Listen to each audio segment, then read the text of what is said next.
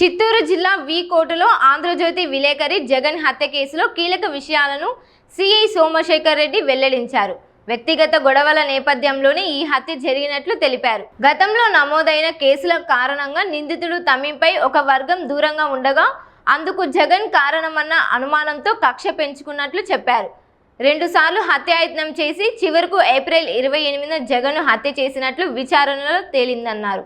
ఈ కేసులో ఇప్పటి వరకు సగం విచారణ పూర్తయిందని పోలీసులు తెలిపారు. వికోట టౌన్లో ఏప్రిల్ 28వ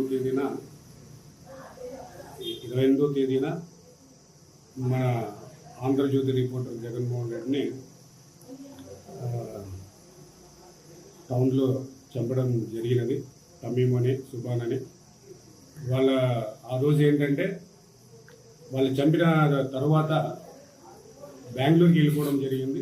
బెంగళూరుకి వెళ్ళిపోయిన తర్వాత ఇక్కడ పరిస్థితిని వాళ్ళు కనుక్కున్న తర్వాత ఇక్కడ ఎస్పీ గారు మిగతా పోలీసులు తర్వాత పబ్లిక్ చాలా అగ్రెసివ్గా ఉన్నారనే విషయం తెలుసుకొని ఇంతకుముందు 2021లో అతని మీద బెంగళూరు సిటీలో కమర్షియల్ పోలీస్ స్టేషన్లో గంజాయి కేసు అతని మీద ఒకటి ఉంది. దాని మీద అతను జైల్లో నుంచి బెయిల్ మీద బయటకు వచ్చి తర్వాత హాజరు కాకపోతే అరెస్ట్ వారెంట్ ఉంది. అది తెలుసుకొని దాంట్లో ఇంకొక అతను మోయిన్ అని ఇంకొక వ్యక్తి ఉన్నాడు.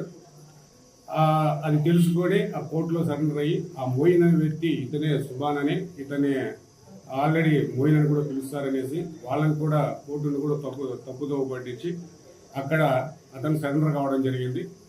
ఆ విషయాలు మేము తెలుసుకున్న తర్వాత పీటీ వారెంట్ మీద 7/5/2026న మా కేసులో అతని రిమాండ్కి మదనపల్లి జైలుకి పంపించడం జరిగింది. తర్వాత అతను 5 రోజులు కస్టడీకి తీసుకోవడం జరిగింది. 12/5/2026న కస్టడీకి తీసుకొని అతన్ని విచారించడం జరిగింది. ఆ విచారణలో అతను ఇంతకుముందు జగన్మోహన్ రెడ్డికి అతనికి కొన్ని వ్యక్తిగత కారణాలు ఉన్నాయని, అందులో భాగంగా ఒకటి ఇక్కడ ఆరిఫ్ అనే వ్యక్తికి ఇంతకుముందు వాళ్ళ భార్య చెల్లెలకి తర్వాత విక్కీ అనే వ్యక్తికి ఫ్యామిలీ సమస్యలు వస్తే అప్పుడు విక్కీకి సపోర్ట్గా తమీం అనేవాడు రావడం జరిగింది. అప్పుడు జగన్మోహన్ రెడ్డి ఆరిఫ్ క్లోజ్ ఫ్రెండ్ కాబట్టి అక్కడ అతనికి సాయం చేయడం జరిగింది. అది మనసులో పెట్టుకొని ఆరిఫ్ ఏ విధంగా కూడా ఒక ఫాల్స్ కేసులు ఇరికించాలని అక్కడ బెంగళూరులో అతనికి కొంతమంది పోలీసులతో పరిచయం ఉంటే అక్కడ 8 కిలోల గంజాయిని తీసుకెళ్ళి ఆ కేసులో అక్కడ పోలీసులకు అతను పట్టించడం జరిగింది. తర్వాత అప్పుడు జగన్మోహన్ రెడ్డి అక్కడికి వెళ్ళి ఆ పోలీసులకి ఎక్స్ప్లెయిన్ చేసిన తర్వాత వాళ్ళకి అర్థమైన తర్వాత ఈ తమీం అనే వ్యక్తి ఈ విధంగా ఫాల్స్ కంప్లైంట్ ఇచ్చారని పోలీసులు అప్పుడు తమీం మీద ఆరిఫ్ అనే ఇది మోయిన్ అనే వ్యక్తి ఈ గంజాయి తమీంకి ఇచ్చాడనేసి వాళ్ళ మీద అప్పుడు కేసు కట్టడం కూడా జరిగింది. అది ఒకటి. తర్వాత మిగతా కొన్ని విషయాల్లో కూడా జగన్మోహన్ రెడ్డి అతను ఇబ్బంది పెడుతున్నారని కొంతమంది ఉద్దేశపూర్వకంగా అతనికి చెప్పుకుంటూ రావడం జరిగింది. నన్ను ఇబ్బంది పెట్టడానికి కారణము జగన్మోహన్ రెడ్డి అనే విషయాన్ని కొంతమంది అతనికి ఇండైరెక్ట్గా చెప్పడం వల్ల జగన్మోహన్ రెడ్డి మీద అతను కోపం పెంచుకోవడం జరిగింది. ఆ తర్వాత అతన్ని ఏదో విధంగా ఇబ్బంది పెట్టాలనుకున్నాడు కానీ చంపే ఉద్దేశం అయితే అతనికి లేదు అప్పుడు ప్రస్తుతానికి.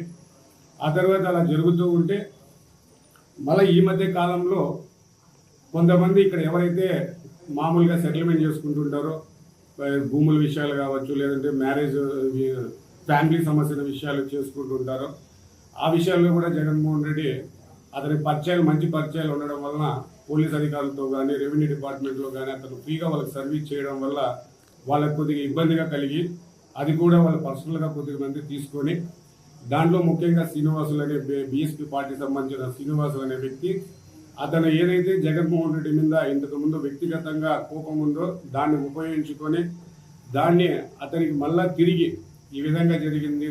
ఇంకోటి ఇతను తమీం అనే వ్యక్తి తర్వాత ఇదే పోలీస్ స్టేషన్లో అతని మీద మత ఘర్షణ జరిగినప్పుడు 3 కేసులు అతని మీద నమోదు చేయడం జరిగింది. అందులో అతను జైలుకి కూడా పోయి రావడం జరిగింది. ఆ తర్వాత ఈ పోలీస్ స్టేషన్లో రౌడీ షీట్ ఓపెన్ చేసి అతను వీకోట మండలంలో ఉండకూడదనే ఉద్దేశంతో కర్ణాటక స్టేట్ అయిన తాయలూరులో ఉండేలాగా మేము చేశాము. అప్పటి నుంచి అతను కొన్ని వ్యాపారాలు చేసుకుంటున్నాడు.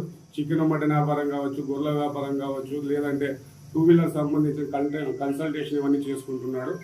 అతను దాంట్లో కూడా అతనికి సరిగా రాలేదు, వ్యాపారంలో సరైన లాభాలు రాకపోవడము. ఆ టైంలో దాన్ని వీళ్ళు ఆసరాగా తీసుకొని ఇక్కడ వీకోట టౌన్లో కూడా ఎవరైనా ఫైనాన్స్ పరంగా కూడా అతనికి ఎందుకంటే అతను బ్యాడ్ క్యారెక్టర్ ఉంది కాబట్టి ఎవరు హెల్ప్ చేయడం లేదు.